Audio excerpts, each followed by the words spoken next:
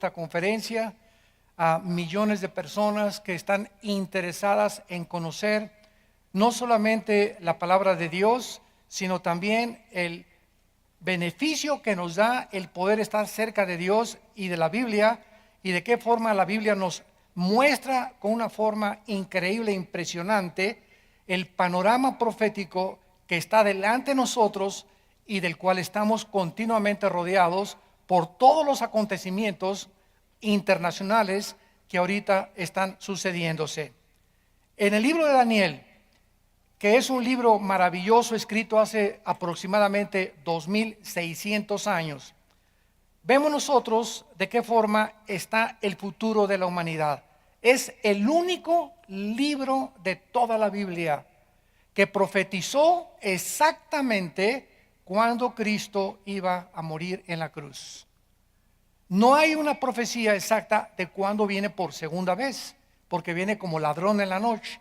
Pero el libro de Daniel nos muestra claramente en la famosa profecía del capítulo 9, las 70 semanas de Daniel, cuando Cristo iba a venir y el tiempo intermedio que se iba a suceder entre su primera venida y lo que se llama el tiempo de la iglesia o el tiempo de los gentiles.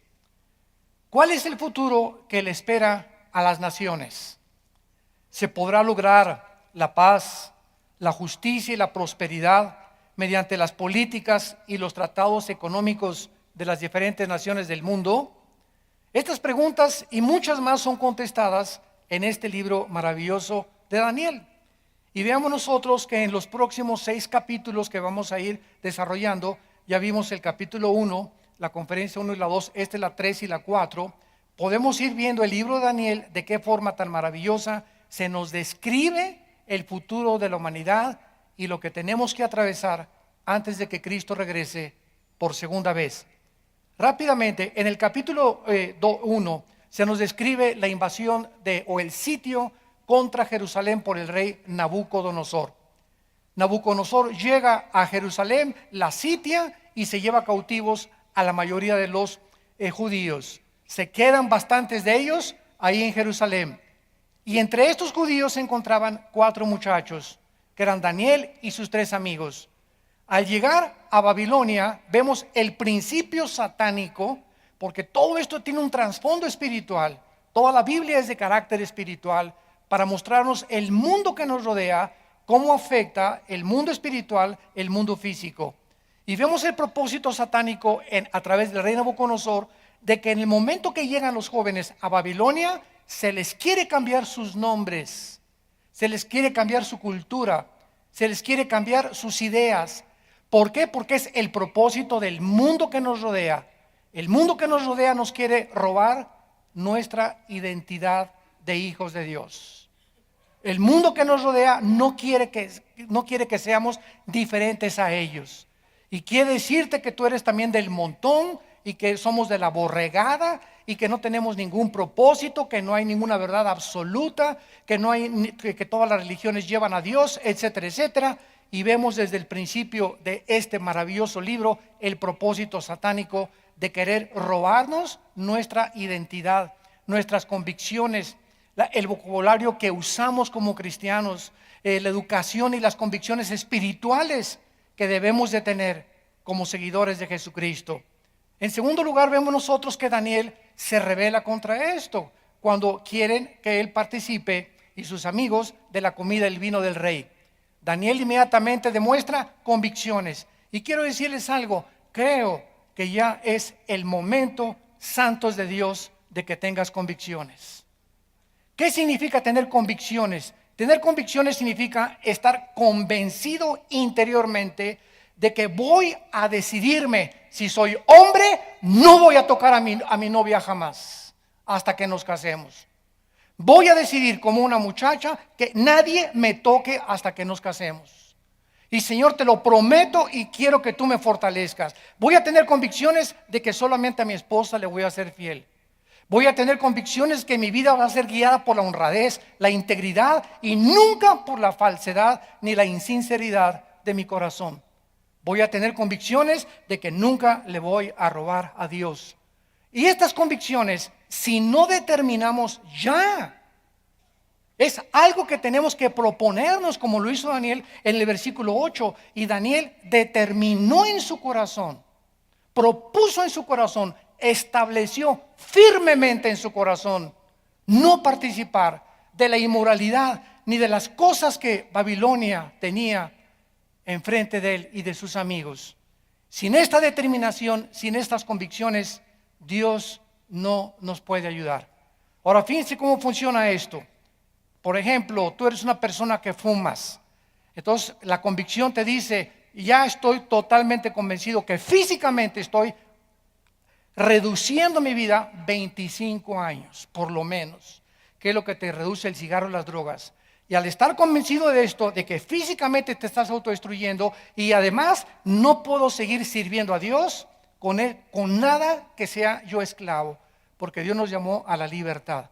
Entonces decido en mi corazón, y entonces tú agarras los cigarros y los tiras al bote de la basura y escucha, en el momento en el que Dios ve que nosotros tomamos una convicción y determinamos y damos el primer paso, Dios da el segundo paso.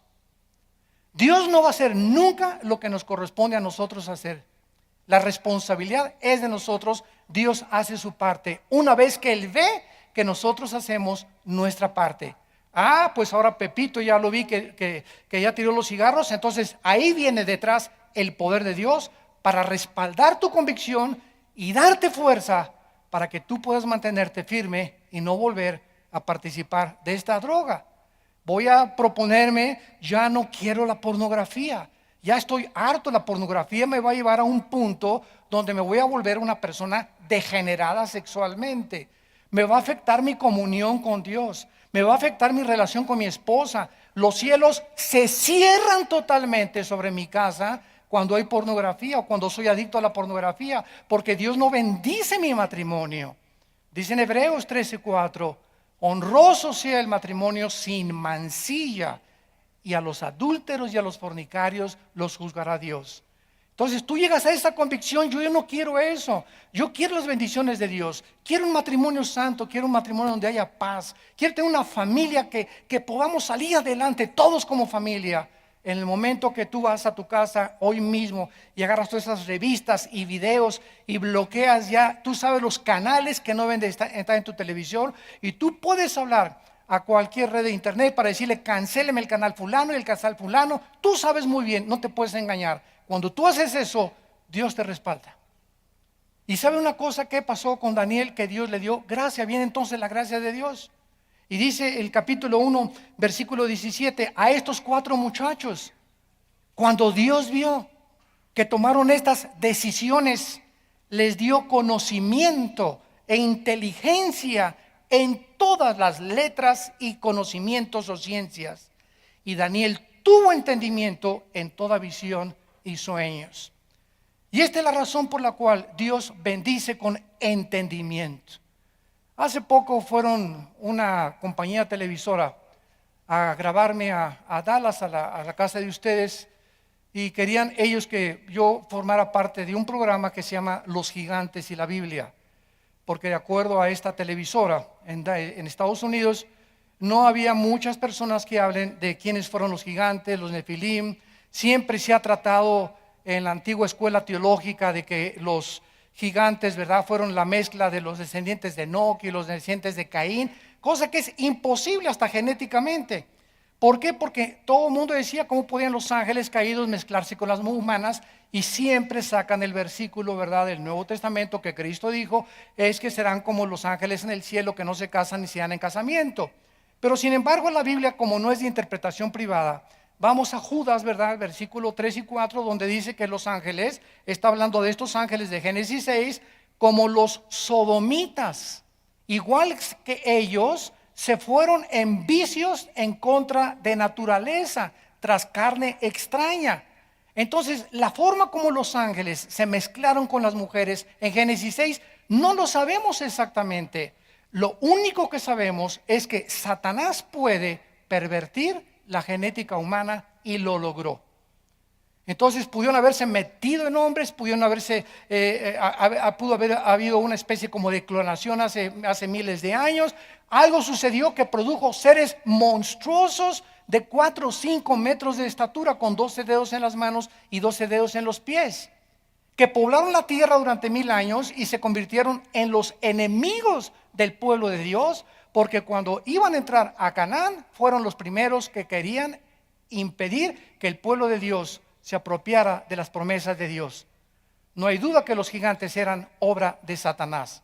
Entonces hay mucha gente, ¿verdad?, que quiere saber y me mandan correos. Oiga, que esto y que el otro, por aquí y por allá. ¿Por qué no tiene mucha gente, muchas veces, entendimiento la gente? Porque el entendimiento lo da Dios y el Espíritu Santo. Oiga, ¿y por qué la predestinación? ¿Y por qué aquello? A esas personas hay que preguntarles: ¿tú ya tienes conocimiento de qué es la justificación, la gracia, los pactos, la santificación? ¿Conoces las doctrinas elementales de la Biblia? ¿Has estudiado el libro de Romanos versículo por versículo, todos los 16 capítulos de Romanos? ¿Ya tienes un concepto adecuado entre el libro de los Hebreos y el Antiguo Testamento? Entonces no te quieras brincar al 5º o al 6º año de primaria cuando no sabes leer el abecedario. Pero así es como está el pueblo de Dios. Demandan preguntas, y a ver esto por qué, y a ver esto por aquello. Pero ellos no quieren pagar el precio de ellos discipularse. Quieren que un predicador les conteste todo, quieren saberlo todo, pero no se discipulan, no estudian sus Biblias en su casa privadamente, pero quieren todo a la maruch, quieren todo instantáneo, quieren todo a través de una palabra de profecía, quieren todo a través de una visión, de un sueño, o que se les aparezca Clodomiro en un buñuelo.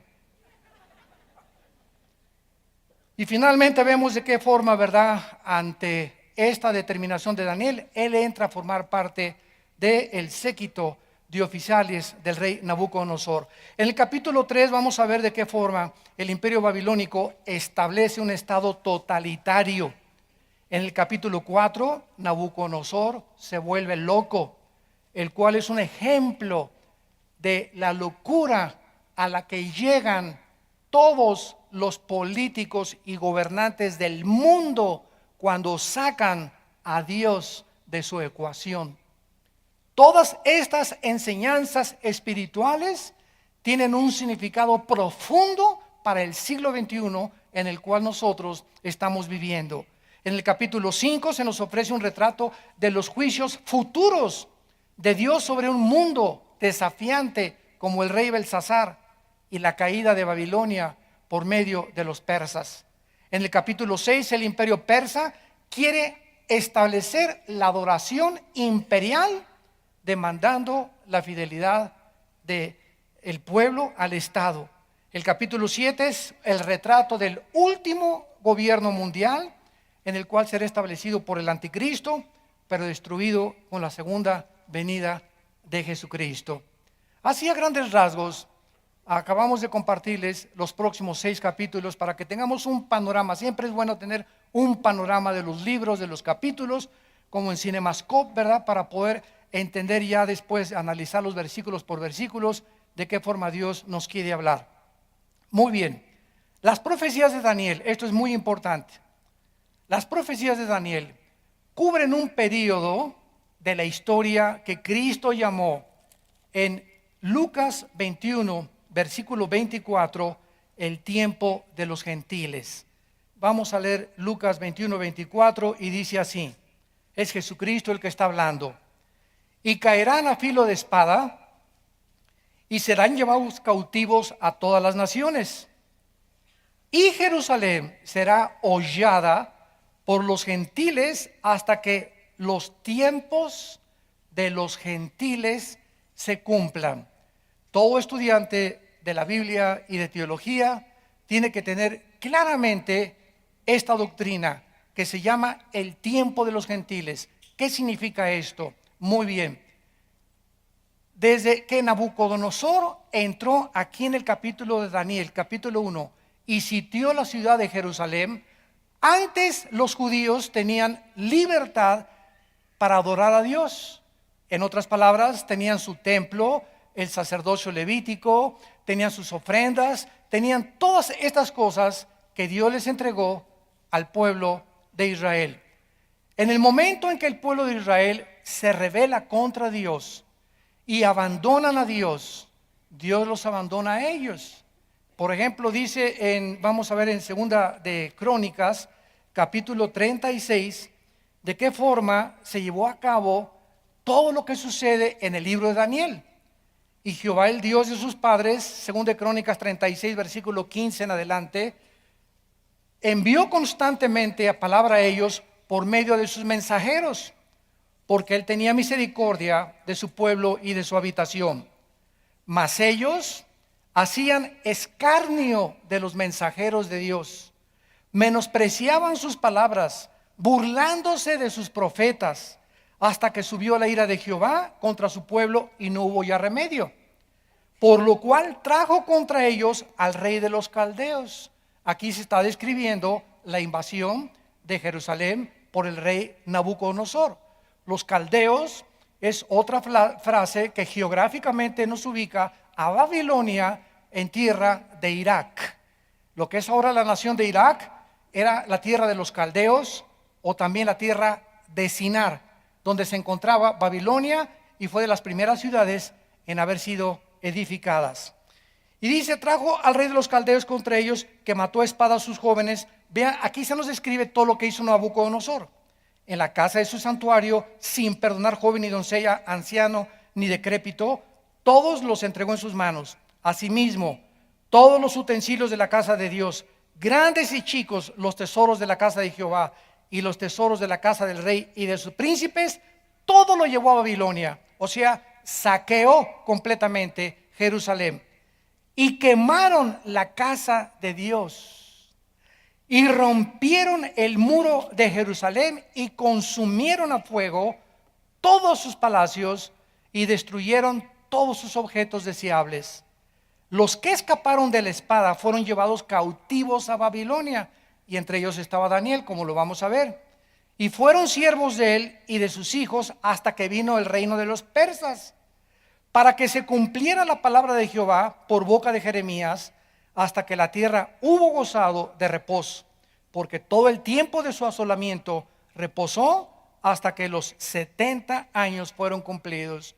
Jeremías, antes de que Nabucodonosor invadiera Jerusalén, en el capítulo 25 de Jeremías, él profetizó con años de anticipación que cuando llegara Nabucodonosor iban a ser 70 años que los judíos iban a vivir fuera de Jerusalén, presos, exiliados, deportados en una tierra lejana, sin templo, sin sacerdocio, sin sacrificio y sin ofrendas. Entonces, en el año 600 más o menos antes de Cristo, Israel, Dios dejó de tratar con ellos. Y Israel se fue y fue dispersado por todas las naciones. Después llegó el imperio persa, como lo vamos a ver más adelante. Vinieron los griegos y los romanos. Y en el año 70 después de Jesucristo, cuando Jesucristo profetizó que no quedaría piedra sobre piedra en el hermosísimo y majestuoso templo que Herodes había reconstruido, se cumplió la profecía de que llegó Tito, el general romano, hijo del emperador romano Vespasiano, y no dejó en Jerusalén piedra sobre piedra en el año 70 después de Cristo. Veamos esto con cuidado. Desde el año 600 antes de Cristo hasta 1948, 14 de mayo de 1948, casi 2000 años, Israel ha estado sin templo, sin sacrificios, sin sacerdocio, sin ofrendas, sin ciudad. En 1948, la Liga de las Naciones promulga el decreto que anteriormente había permitido la declaración de Balfour de Inglaterra, que regresaran los judíos después de que Hitler había asesinado a más de 6 millones de ellos. Entonces, en 1948, los judíos vuelven otra vez a la ciudad de Jerusalén. Sin embargo, son atacados otra vez en el 54, en el 67, en el 73, y hasta la fecha siguen ellos siendo completamente arrinconados y hostilizados por todas las naciones enemigas de su alrededor. Y hasta ese tiempo vemos nosotros que en la guerra del 67, el general Moshe Dayan que fue el que dirigió el ataque de defensa contra las naciones árabes, que en 6 días, ganaron la guerra, porque el séptimo día tenían que descansar. Esto fue hasta irónico la forma como ganaron en 6 días, del 1 de junio al 6 de junio del 67. Jerusalén fue reconquistado otra vez. Y entonces Moshe Dayan entra por primera vez y toda Jerusalén es de ellos otra vez. Pero la Liga de las Naciones hace un decreto que por favor se salgan y se queden solamente con la parte oriental, que es donde está el Muro de los Lamentos, y la otra parte que se las dejen a los musulmanes para evitar otra guerra. Entonces en 1967 el gobierno de Israel cede la mitad de la ciudad de Jerusalén. O sea, en resumen, hasta este momento los judíos no tienen sacerdocio, no tienen sacrificios, no tienen ofrendas, no tienen un templo propio, porque el templo que era de ellos se encuentra exactamente debajo de lo que es actualmente la mezquita de Omar, o sea, la mezquita musulmana, que se le llama también la cúpula de la roca. Ahí se encuentra el templo que ahí quedó sepultado en el año 70 después de Cristo, cuando llegaron los romanos, y en el año 605 aproximadamente el profeta musulmán llamado Omar fue el que construyó la mezquita esa dorada que se ve en Jerusalén, y la construyó exactamente donde fue sepultado el templo de los judíos. Entonces fue como una maldición que cayó sobre los judíos cuando gritaron a Cristo que su sangre, le dijeron a Pilato, que su sangre sea sobre nosotros. Se echaron la sangre del Mesías sobre sus vidas, y por esta razón dicen en 2 Corintios 3 que tienen un velo totalmente, la mayor parte de los judíos ortodoxos, puesto en su corazón, y no entienden todavía el Antiguo Testamento a la luz del Nuevo Testamento, porque no aceptan a Jesucristo, a Yeshua Mashiach, como el Señor y el Salvador y el Mesías prometido desde Génesis capítulo 3 versículo 15. Entonces todo esto es importante que nosotros podamos entenderlo, para que podamos introducirnos a los libros de la Biblia y entenderlos. Y le rogamos a Dios siempre sabiduría y conocimiento, y Él la dará a todos aquellos que quieren proponer en su corazón no pecar. Y aunque sabemos, ¿verdad?, que es imposible que no pequemos, por lo menos luchamos todos los días contra el pecado. Si tú tienes una guerra espiritual ahorita y sientes angustia porque pecaste, o porque hiciste esto, porque le permitiste a tu novio hacer ciertas cosas, o estás con un hombre que no es tu esposo, con una mujer que no es tu esposa, y tienes esta guerra en tu corazón, es la mejor señal de que eres hijo de Dios.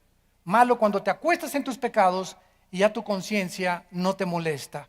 Porque cuando somos hijos de Dios, vamos a vivir en guerra contra el pecado todos los días de nuestra vida. Muy bien, vamos ahora pues a pasar al capítulo 2 del libro de Daniel. Regresemos a este libro y vamos a ver en este libro que los imperios y las naciones, al igual que sus gobernantes, surgen y caen porque ninguna nación, ningún imperio, ningún político, ninguna persona déspota dura mucho tiempo. Nadie puede disfrutar la vida sin la gracia de Dios. Y este es lo que el rey Salomón trató de escribir en el libro de Eclesiastés. Al principio comienza Salomón: vanidad de vanidades, todo es hueco en la vida, todo carece de propósito y significado. Y en el capítulo 3 dice: dichoso el hombre a quien Dios le da la gracia para trabajar. En otras palabras, Dios nos creó con la habilidad de trabajar, porque Adán, antes de que viniera el pecado, ya trabajaba.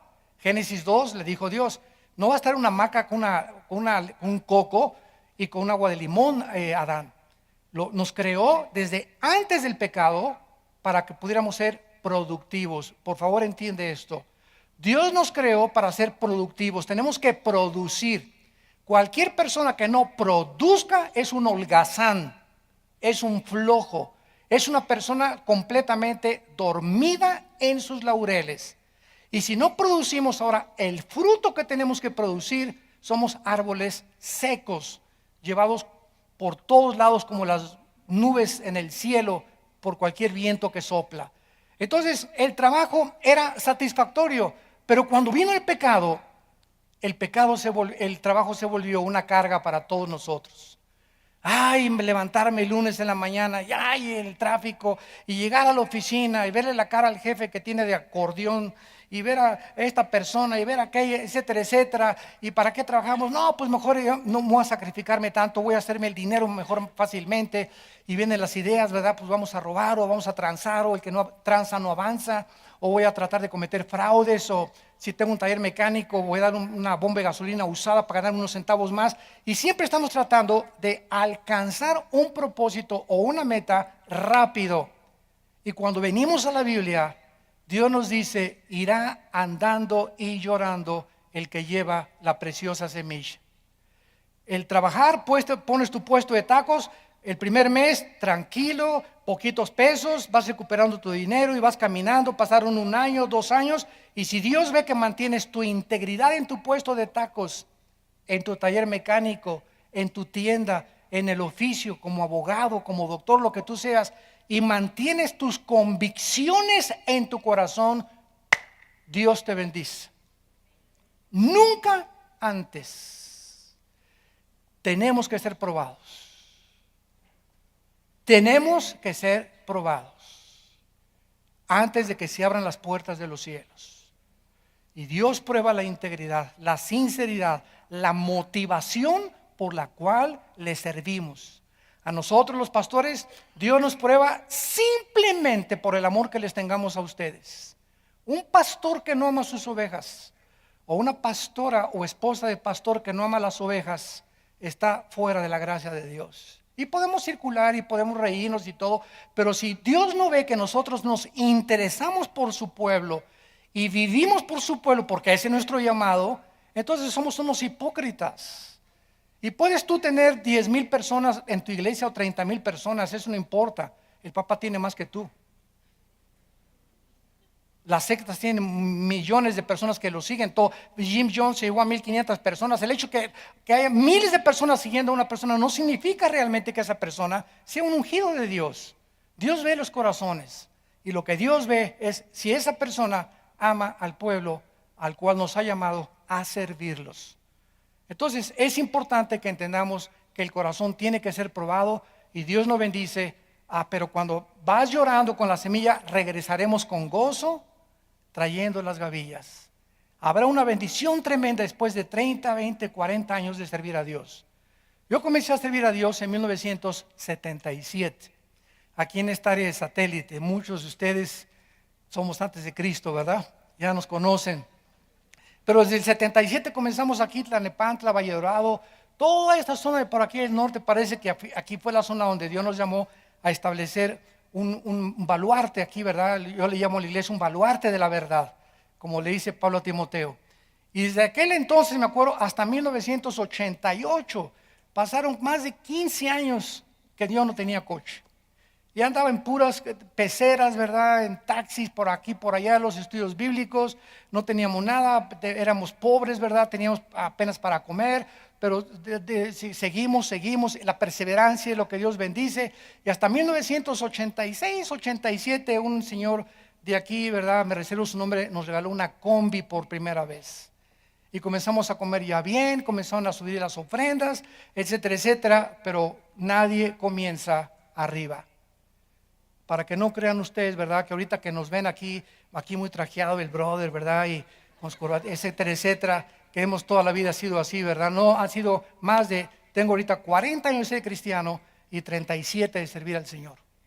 40 años que me convertí en el 74 y 37 años de servir a Cristo. Y a través de estos 37 años tenemos una vida, ¿verdad?, en la que podamos dar testimonio que no hemos engañado al pueblo de Dios y que hemos predicado las sanas palabras del Hijo de Dios. Y lo seguiremos haciendo mientras Él nos dé vida. En los tiempos de Daniel, tanto Jerusalén como Judá cayeron bajo el imperio babilónico, todo destruido, y los judíos estaban ahora preocupándose: ¿qué nos deparará el futuro? ¿Dónde están las promesas de Abraham? Oye, ya me divorcié, Dios me dijo que me iba a bendecir. Mi hijo se fue de la casa. Oye, el trabajo no prosperó, el negocio que hicimos no prosperó. ¿Realmente podremos nosotros tener un futuro? ¿Nos podrá levantar Dios? Mi amor, me corrieron del trabajo, nos quedamos sin nada por mis convicciones de cristianos. Como esa película de Dios no está muerto, el muchacho está al grado de perder y perdió a su novia. Escuchen, jóvenes, perdió a su novia con tal de mantenerse en sus convicciones. Y así te va a mandar Dios, muchachitas, de que, ay, no seas ridículo, no seas exagerado, no seas tan religioso, no seas, pareces un idiota ya día y noche con la Biblia. Y cuando tú aceptas eso, es que la amas más a ella que a Dios. Te está probando Dios. O igual con tu novio, ¿verdad? Ahí tú con la Biblia siempre, pues si no te gusta, ¿verdad? Pues nos vemos y ya. Pero tenemos que tener convicciones. Y si no pasamos esa prueba, no pasamos las demás. Porque es la primera prueba que tenemos los cristianos. Primera de Pedro capítulo 1. Nuestra fe, más preciosa que el oro, tiene que ser probada. ¿Cómo se prueba la fe? Ante la oposición, ante la persecución. Ahí es donde damos cuenta que vamos en contra de la corriente. Si no te gustó, pues búscate otro que te vaya a chapulinear. Si no te gustó, pues búscate otra, ¿verdad? Si no te gustó, pues renuncio, ¿verdad? Pero aquí es esto. Maestra, mis hijos no van a participar de Halloween y yo sé que usted no me va a entender. Tenemos nuestras convicciones, somos cristianos. Ahí, por aquí, por allá. Si usted nos quiere correr, que nos corra. Si usted quiere si por alguna causa tu vida corre un riesgo o un peligro por causa de serle fiel a Cristo, bienaventurado y dichoso seas. No te imaginas cómo después de esa prueba, no te imaginas cómo Dios va a abrir las puertas de los cielos para bendecirte. No hay nadie a quien Dios bendiga con la famosa prosperidad. Nada más da esto y serás prosperado, etcétera, etcétera. No, la prosperidad viene después de muchos, muchos años de servir a Dios y de mantener tus convicciones contra toda la corriente opuesta del mundo. Ahora era cuando el pueblo judío necesitaba tener una esperanza. Necesitaban a alguien. ¿Y qué hizo Dios? Infiltrar 4 jóvenes dentro del imperio babilónico para trabajar dentro de estos jóvenes y en la vida de estos jóvenes, principalmente de Daniel, poder transmitirles al pueblo la esperanza que aún les esperaba si ellos se arrepentían de sus pecados. Vayamos pues al capítulo 2, que dice así: en el segundo año del reinado de Nabucodonosor, por cierto, él reinó 45 años de los 70 años que existió Babilonia. Nabucodonosor era hijo de Nabopolassar, su padre fue el primer rey de Babilonia. Él siguió Nabucodonosor y reinó 45 años. En el segundo año del reinado de Nabucodonosor, tuvo Nabucodonosor sueños y se perturbó su espíritu y se le fue el sueño. Hizo llamar el rey a magos, astrólogos, encantadores, caldeos, para que le explicaran los sueños. Vinieron pues y se presentaron delante del rey, y el rey les dijo: he tenido un sueño, y mi espíritu se ha turbado por saber el sueño. Entonces hablaron los caldeos al rey en lengua aramea: rey, para siempre vive, di el sueño a tus siervos y te mostraremos la interpretación. Noten ustedes en primer lugar que este sueño venía de Dios. Dios no le dio el sueño a Daniel, porque vamos a ver en este sueño de esta imagen que vamos a escribir, a ver si nos da tiempo si no en la próxima conferencia, esta imagen que fue el centro del sueño de Nabucodonosor. Ahí se profetiza toda la historia de los imperios políticos desde el año 600 antes de Cristo hasta la segunda venida de Cristo. Esto es asombroso e increíble. En esa imagen que vamos a estudiar con mucho detenimiento, se profetiza todo el futuro de la humanidad. Así que imagínense ustedes si Daniel hubiera tenido ese sueño, ¿quién le hubiera creído? Pero el hecho que Dios le da el sueño a un rey pagano, a un rey gentil, a un rey cruel, porque si había alguien cruel y sanguinario era Nabucodonosor. Le sacaba los ojos a sus víctimas, a las mujeres embarazadas las partía a la mitad. Era un rey de lo más sanguinario que puedan ustedes imaginarse. Entonces, al darle Dios el sueño a Nabucodonosor y después usar más adelante a Daniel, retando a los magos, a los astrólogos, a los discípulos de Walter Mercado, a los ocultistas, a los filósofos orientales, a los gurús y a todos aquellos que están en el mundo del ocultismo, Daniel tenía que demostrar en ese imperio que él servía al único Dios vivo y verdadero. Vamos a ver la incapacidad de los brujos, los astrólogos, los adivinos de poder ni siquiera imaginarse qué había soñado el rey. Nabucodonosor tuvo un sueño que le quitó el sueño. De igual manera que este rey, muchos políticos y gobernantes actuales se encuentran en el siglo XXI perturbados.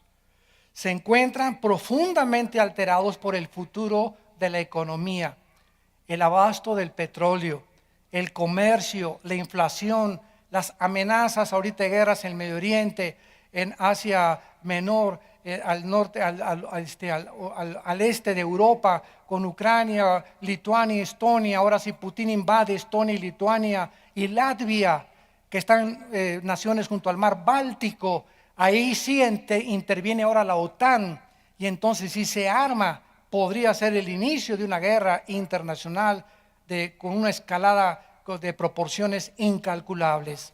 Entonces, así se encuentran actualmente la mayor parte de los políticos. Ya, hola, palón de me voy. Ontoy, como decimos, ontoy. ¿Qué cosa es lo que tenemos que hacer? ¿Por qué? Porque todos estos problemas políticos, económicos, religiosos, van mucho más allá de nuestra capacidad para resolverlo nosotros. Señores políticos, economistas, gobernantes, somos hombres con pies de barro. No somos dioses. No te sientas como los Césares romanos, o como Saddam Hussein, o como Alejandro el Magno, como Adolfo Hitler, o como José Stalin. No sientan todo lo que esos hombres fracasaron en la historia precisamente por eso, por sentirse dioses, por creer que tú puedes resolver los problemas de tu matrimonio. ¡Cuánto orgullo! Por creer que tú puedes darle una buena educación a tus hijos sin tomar en cuenta a Dios. Por creer que puedes prosperar y salir adelante con paz y felicidad y tranquilidad en tu vida sin tener en cuenta a Dios. Dios, la Biblia dice en Deuteronomio capítulo 18, Dios condena drásticamente la brujería y todo lo que se encuentra en el área del ocultismo. Dice Deuteronomio 18, versículo 10. No se ha hallado en ti quien haga pasar a su hijo o a su hija por el fuego, ni quien practique adivinación, ni agorero, ni sortílego, ni hechicero, ni encantador, ni adivino, ni mago, ni quien consulte a los muertos. Para que pongan atención todos aquellos que dicen que tienen comunicación con los muertos y los que se ponen de intermediarios como mediums en las sesiones espiritistas. Estás pisando los terrenos del enemigo. Porque es abominación para con Jehová cualquiera que hace estas cosas, y por estas abominaciones Jehová tu Dios echa estas naciones de delante de ti. En el libro de Levítico, antes de Deuteronomio, dice la Biblia 2, 3 libros antes, capítulo 19, Levítico, versículo 26. No comeréis cosa alguna con sangre, no sean agoreros ni adivinos. Versículo 31. No se vuelvan a los encantadores ni a los adivinos, no los consulten, contaminándose con ellos. Yo Jehová vuestro Dios. ¿Qué dice la Biblia? Una persona que va a que le lea la mano,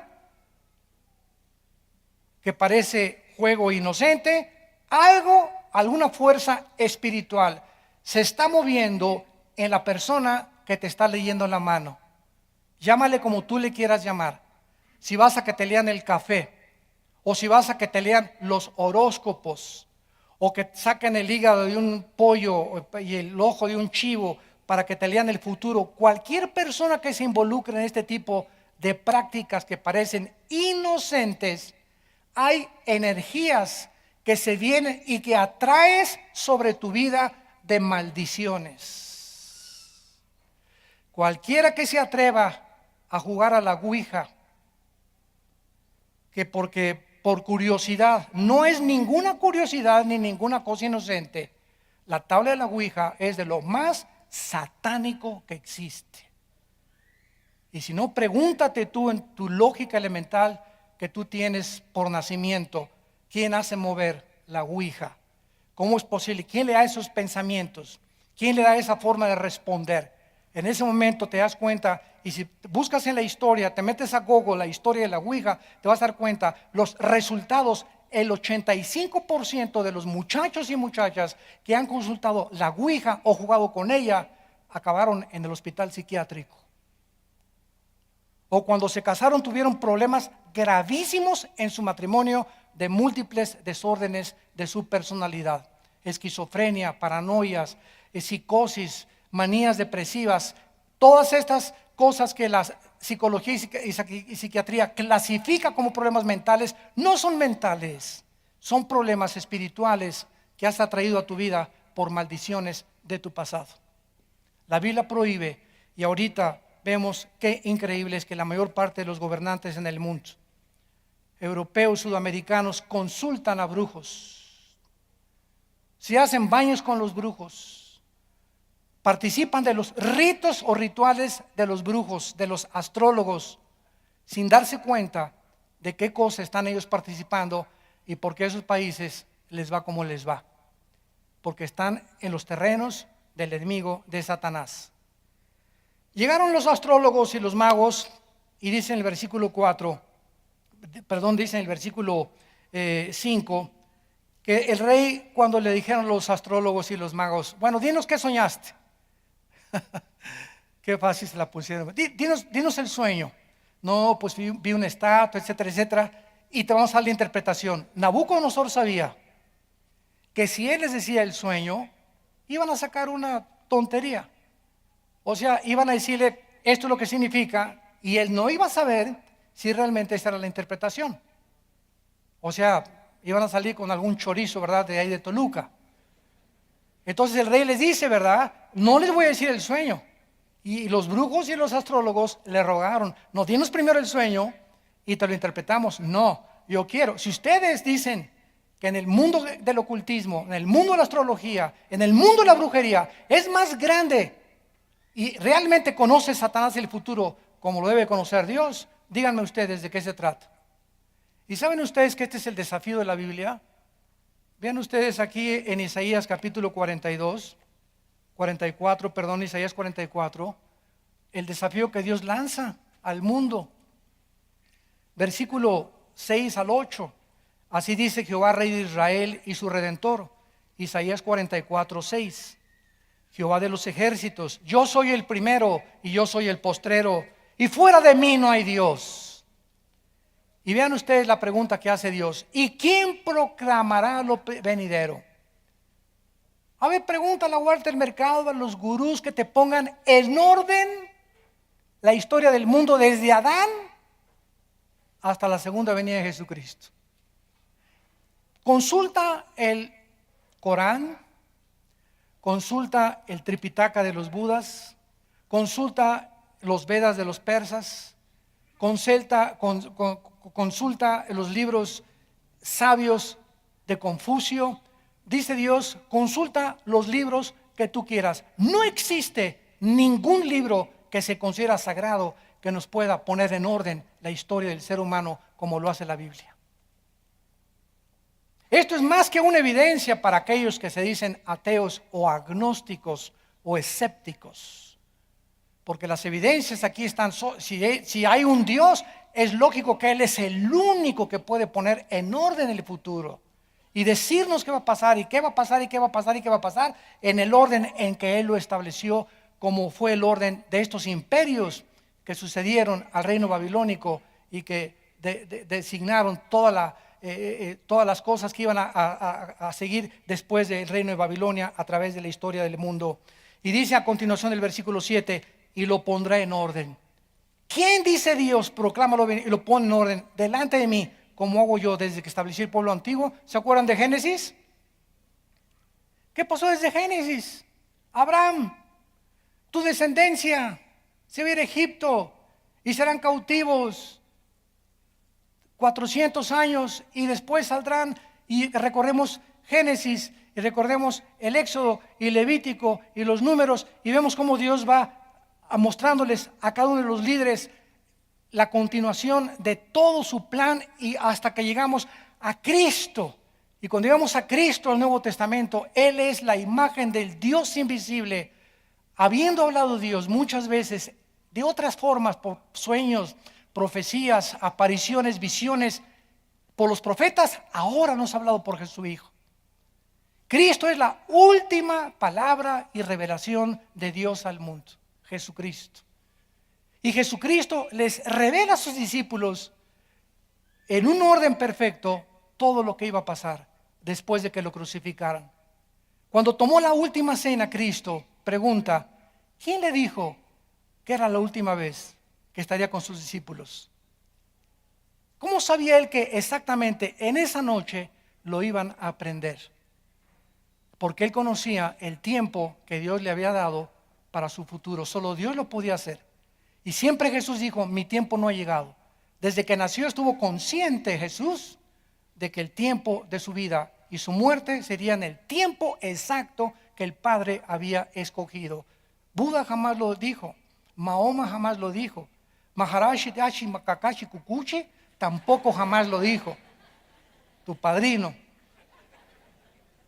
Y así podemos investigar. Fue una de las formas en las que yo pude llegar al conocimiento de la verdad, santos de Dios. Investigué con esto y me metí en esto y por acá y esto y el otro, y hasta fuimos a ver a doña Sabina allá a Riondo, Oaxaca. Imagínense nada más, a buscar que nos dieran a través de un viaje, ¿verdad? Y una revelación y esto y el otro. Y el Che Guevara, no, eres lo máximo, ese es mi papucho de papuchos, y esto, y Marx, y Nietzsche, y Sartre, y todos. Y cuando llegué a Jesucristo caí de rodillas diciéndole, tú eres el Señor, tú eres el Hijo de Dios.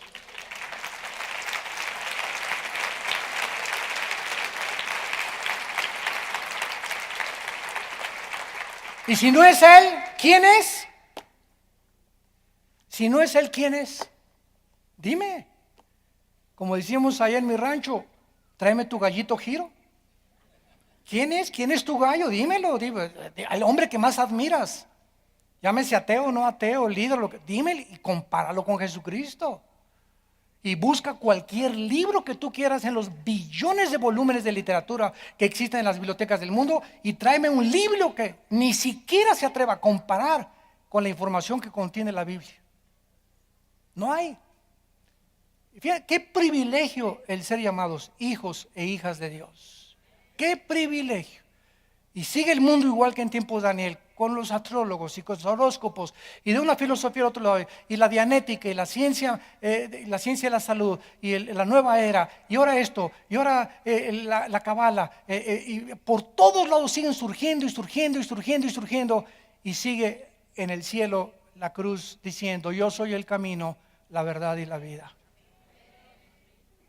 Yo soy el camino, la verdad y la vida. No busques más. Si vienes a Jesucristo, has encontrado la razón de tu existencia y has llegado a la final de tu búsqueda. Todos estos brujos y astrólogos comenzaron a tratar de burlarse del rey. El rey se dio cuenta, pues era más inteligente que ellos. Reconocen su incapacidad. Dice el versículo 4 de Daniel, capítulo 2. Hablaron los caldeos al rey en lengua aramea. Rey, dinos el sueño y te mostraremos la interpretación. Versículo del 10 al 11. Los caldeos respondieron delante del rey, no hay hombre sobre la tierra. Bueno, por lo menos reconocieron eso, que pueda declarar el asunto del rey. Además de esto, ningún rey, príncipe ni señor preguntó cosa semejante a ningún mago, ni astrólogo, ni caldeo. Y lo decimos y desafiamos con las mismas interrogantes al mundo. ¿Quién se puede atrever a decirnos de dónde venimos? ¿Quién se puede atrever a decirnos quiénes somos? Ahora han inventado hasta que somos una chispa que vino de un ADN de otra galaxia. En History Channel se está manejando esto. Impresionante. ¿Quién se puede atrever a decirnos hacia dónde se dirige el mundo? ¿Cuántas guerras faltan para que venga Jesucristo? No hay nadie, ningún hombre que pueda atreverse, más que la Biblia y sus profetas, que nos pueda decir exactamente quiénes somos, de dónde venimos, cuál es mi propósito, por qué nací, quién soy, de dónde vengo. ¿Hay una vida después de la muerte? ¿Quién me lo puede decir? Más que Jesucristo, que se levantó de los muertos a los 3 días. Qué maravilloso libro tenemos en nuestras manos. Y esto es precisamente el mensaje del cristianismo, que Dios ha entrado a la dimensión visible y física para revelarnos, santos de Dios, lo espiritual y lo invisible. Dice Juan el Bautista en el capítulo 3 de San Juan, versículo 31 y 32. El que de arriba viene es sobre todos. El que es de la tierra es terrenal y cosas terrenales habla. El que viene del cielo es sobre todos. Y lo que vio y oyó, esto testifica, y nadie recibe su testimonio. Qué ironía del ser humano. Cuánta contradicción hay en nosotros. Increíble que le puedas creer más al Che Guevara, o a un astrólogo, o a un ateo, o a un pseudoastrofísico, ateo o agnóstico, o que le puedas creer a Buda. Increíble que le puedas creer a cualquier otra persona más que aquel que vino de arriba. Todos los seres humanos, dice la Biblia, excepto Jesucristo, nacimos aquí. Pero Cristo ya existía antes de que Él bajara del cielo. Entonces, si Él viene de arriba, y si queremos saber cosas que van más allá de nuestra capacidad, tenemos que tener una revelación que venga más allá de nosotros, del cielo, del creador, del mundo espiritual invisible que no podemos ver con nuestros ojos. Jesús baja de la dimensión invisible espiritual al mundo y nace de una virgen en un pesebre rodeado de animales. Dios es un Dios humilde, que se deja manosear por nosotros, que se deja que le chicoteen el cuerpo, que no responde en la cruz, que nos viene a enseñar las lecciones más grandes que existen de la moral y de la ética, que nos viene a mostrar que el camino de la victoria es el amor, pero no el amor simplemente físico, ¿verdad? El amor que no pide nada a cambio, el amor que se entrega a los demás sin considerar a sí mismo su propia vida, porque no hay mayor amor que el que da su vida por los amigos. Viene del cielo a mostrarnos que el Padre está interesado en tu vida, que Dios te ama y que hay cientos de dudas en el mundo que nos rodea y todavía las habrá, porque el día que alguien no tenga dudas, ya no necesita a Dios, porque ya eres Dios.